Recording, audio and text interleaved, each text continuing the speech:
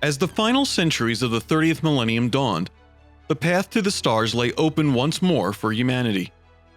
The warp storms of old night had cleared, and the Emperor of mankind had successfully united the manpower of Terra with the industrial might of Mars.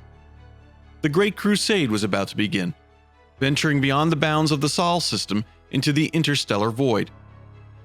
None knew what the Emperor and his Space Marine legions would find out in the blackness, but whatever came, they were determined to reunite the scattered worlds of mankind and forever banish the horrors of the Age of Strife. No more would aliens or maddened, warp-possessed psykers prey upon the people of world after world.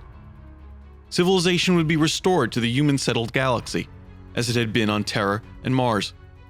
Logic and reason would serve once more as the foundations of a new golden age of progress for mankind. But first, the architects of the Great Crusade had to set its course. Those decisions were made by the Imperium of Man's primary governing body, the War Council, headed by the Emperor. At his right hand sat Malcador the Sigillite, as his chief advisor and the head of the imperial bureaucracy, the Administratum. The Fabricator General of the Mechanicum also had a seat on the council, as did the Captain General of the Legio Custodes. They were joined by those commanders of the Space Marine legions and Imperial Army regiments who had displayed particular valor and wisdom over the course of the Unification Wars. At their direction, the reconstituted Navigator houses pored over the ancient star charts and other surviving records of the Age of Technology. They plotted routes through the warp with the aid of the newborn Astronomican's beacon to the ancient colonies settled by the Long March generation ships and other well-known worlds of that era. At the same time, the Imperium's Astra Telepathica Corps trained choirs of soul-bound astropaths. These men and women now had the psychic control to relay back to Terra all that the Great Crusade's fleets discovered on their travels. They would serve as the crucial links tying the growing Imperium together. Later, they would be advisors to the new planetary governors chosen to administer the Emperor's realm. And what the Emperor intended the Great Crusade to achieve was what he named the Pax Imperialis. The Crusade's target was any world that had been settled by humanity. Each was to be brought into the Imperium by any means available. Diplomatic outreach was prioritized, but if a world refused to come under the Emperor's rule, conquest was a brutal but necessary evil. Every Imperial planet's culture was to be reshaped according to the so-called Imperial Truth, an end to all religions and superstitions, to all priests, soothsayers, and miracle workers. Faith would be replaced by reason and logic. No longer would messiahs or false prophets poison the minds of humanity against each other for their own gain or the benefit of chaos. Civilization, order, and governance was to be restored where it had been lost. At the same time, every world was to hand over its psykers to the Imperium. They would be taken to Terra in their millions in great vessels known as black ships to undergo the soul-binding ritual. No human society under the Emperor's rule need fear ever again that warp-possessed psykers would run amok. Alien species, known as Xenos in Imperial Gothic, would not be permitted to rule over or exploit humanity in any way. As aliens too often had unseen and unknowable connections to the warp, they represented a grave threat to mankind. They would be avoided if possible, but eliminated when there was no other choice to protect human lives. It was not long before the first expeditionary fleet of the Great Crusade, called the Principia Imperialis, was ready to leave the Sol system with the Emperor in overall command. Their course was dictated by what the Navigators and other savants of Terra and Mars had been able to deduce from the ancient records. The fleet itself was massive, composed of hundreds of great, miles-long warships, each the product of Mars's Ring of Iron. They carried a potent cargo, including the Space Marine legions, the Skitarian Titans of the Mechanicum, and the millions of men and women who comprised the second-line garrison troops of the Imperial Army. Terra served as the throne world and hub of administration for the growing Imperium. Malcador remained behind to manage the Astronomican, oversee the Corps of Astropaths, and manage the rapidly growing Imperial bureaucracy. He gave direction to the planetary governors and ensured that the lost art of civil governance was restored to the human sphere. The Sigillite was aided in his duties by the Fabricator General of Mars, who ran the Mechanicum's shipyards and forge cities night and day to produce new warships, vehicles, and supplies for the expanding crusade. Among the Mechanicum's most pressing and sacred of responsibilities was to integrate any newly discovered STC fragments into the Imperium's technology base. Yet for all the might at his command, the Emperor knew his time was short, and the distances to be covered were vast. To this end, he created a corps of explorers and scouts to run ahead of his fleets and seek out human worlds not on the ancient charts and new threats to be pacified. Known as rogue traders militant, they were explorers, merchants, and conquistadors all in one. Each was granted an imperial patent of nobility, known as a warrant of trade, many signed by the Emperor himself, which provided the legal authority and social status of a planetary governor.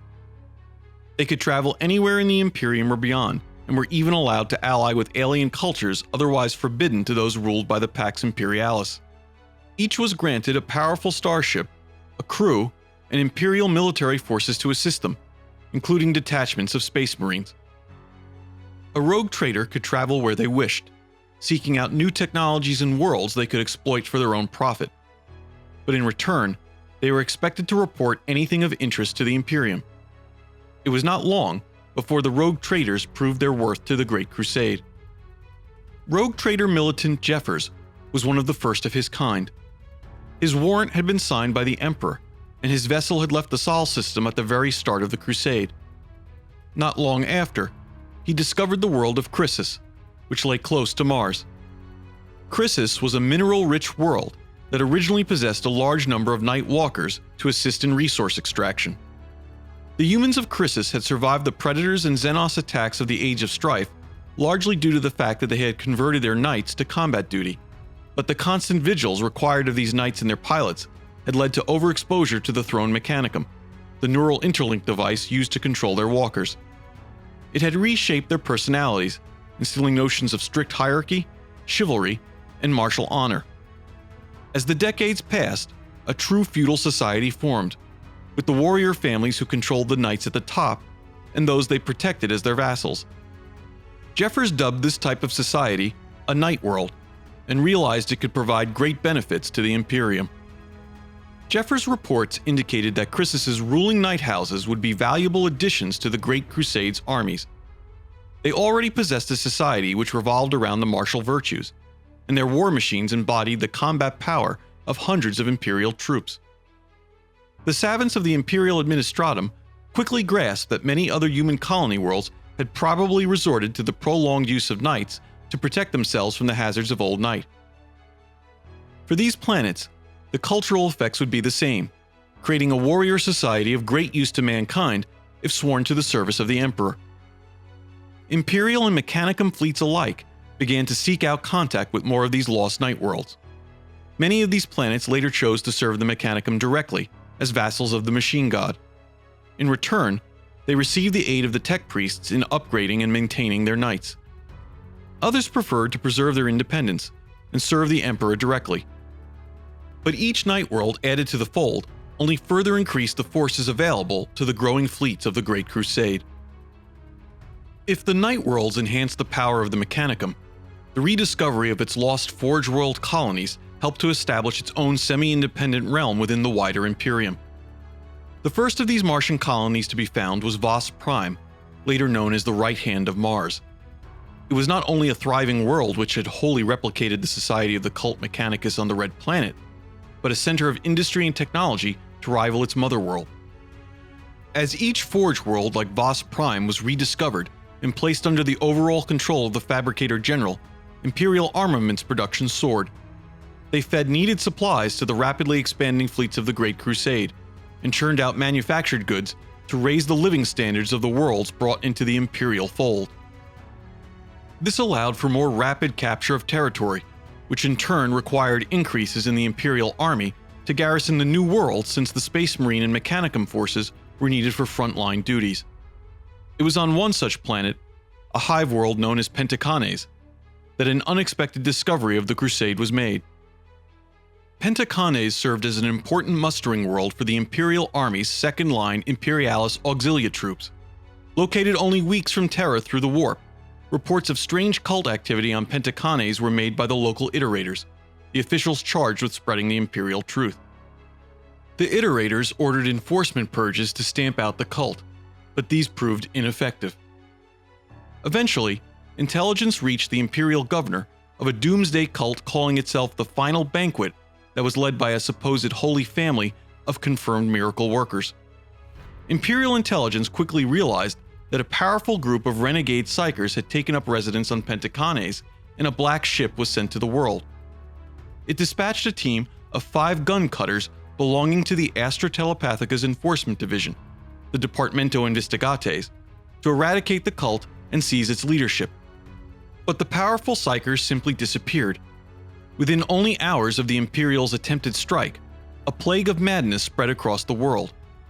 It transformed any who came into contact with one of the infected into violent monsters whose only purpose was murder and irrational destruction. The plague proved contagious, and a contingent of Space Marines from the 6th Legion was dispatched to put down the rogue psykers, but it would take several solar days for them to arrive, by which time the whole world would be lost. However, the Black Ship's commanding officer noticed that there was one Imperialis Auxilia regiment, the 5th 913 Indentured Irregular Infantry, that showed no signs of being affected by the plague. The group was a new addition, an all-female, techno-barbarian force informally called the Daughters of the Crow, native to a world that bore only the designation 913. Against all odds, this small force not only held against the psychic onslaught, but drove back the horde of the afflicted. Not one of its warriors suffered psychic contamination. Not a single one. A savant of the Adeptus Telepathica's lore, the Black Ship commander realized that the Daughters of the Crow were all untouchables. Also known as psychic nulls or blanks, an untouchable was a mutant that suffered from a peculiar condition in which they projected no soul into the warp. They were completely immune to the effects of psychic abilities as a result. Their mere presence sickened and weakened psykers, though even non-psykers were uneasy in their vicinity. They could even actively sever the connection between real space and the warp. Chaos was thus incapable of corrupting them. The Daughters of the Crow were reinforced and airlifted to a landing zone in the region of Pentacanes that was the origin point of the nightmare. There, they gave battle to the horrors unleashed by the Final Banquet's holy family and slew them all. With the rogue's death, a psychic shockwave swept across the planet, mercifully killing the afflicted, though at the cost of 1 billion lives. But the Imperium had gained far more. The Daughters of the Crow were immediately recruited into the Departamento Investigates as a new order of human untouchables beholden only to the Emperor. It was not long before the Black Ships appeared above 913, taking away with them half the population for service to the Imperium. These women became the new heart of the Departamento Investigates. They became a potent force of psychic nulls, better known as the Sisters of Silence, after the vow they took upon entry into the Order. They swore to never divulge any of the Emperor's secrets, and their lifetime of silence was intended as the ultimate expression of this pledge. But where the Sisters of Silence stood sentinel, none need fear the psyker, the witch, or the demon. However, even the identification of the Sisters of Silence paled next to the find the Emperor made early in the Crusade on the dying mining world of Chthoniya. For one of the Emperor's lost sons, a Primarch, was discovered there, ruling over its murderous gangs like a savage demigod amid the ruins. His name was Horus, and no man, not even the Emperor himself, would have a greater impact upon the final course of the Great Crusade.